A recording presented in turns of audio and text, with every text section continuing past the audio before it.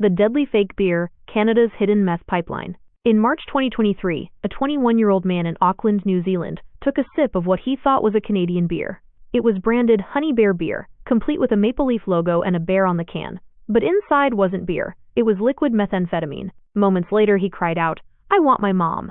I'm dying." 5 days later he was gone. His name was Aiden Sagala, and his tragic death exposed something far bigger. A global smuggling operation that's made Canada the #1 exporter of methamphetamine to New Zealand. What looked like a single accident turned out to be the tip of an iceberg. Police traced the can Aiden drank back to 29,000 fake cans produced in Toronto. Most were filled with real beer, but about 1,500 to 2,000 cans were secretly filled with liquid meth and shipped overseas disguised as alcohol. They passed through customs completely undetected.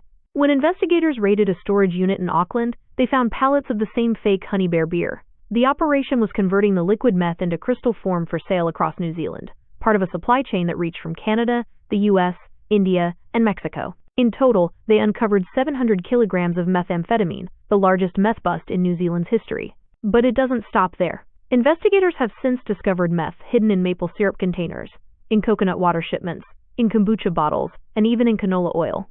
Smugglers are disguising drugs in anything that looks innocent, even real Canadian products. In one case, 6 tons of canola oil were stopped before reaching New Zealand and Australia. Criminals in Canada had bought thousands of containers from legitimate suppliers, filled some with liquid meth, and sent them out under trusted brand names.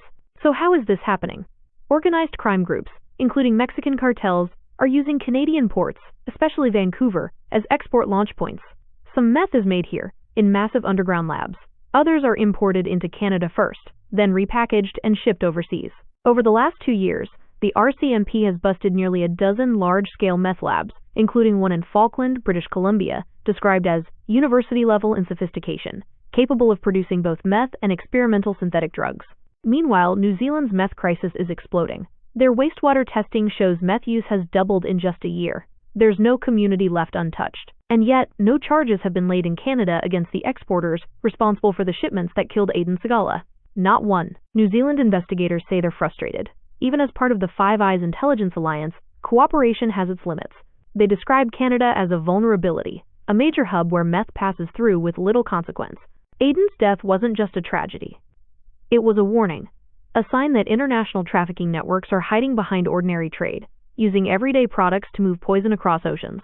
And while New Zealand mourns a young man who thought he was drinking beer, Canada now faces a hard question. How did we become a global exporter of meth, and why hasn't anyone been held accountable?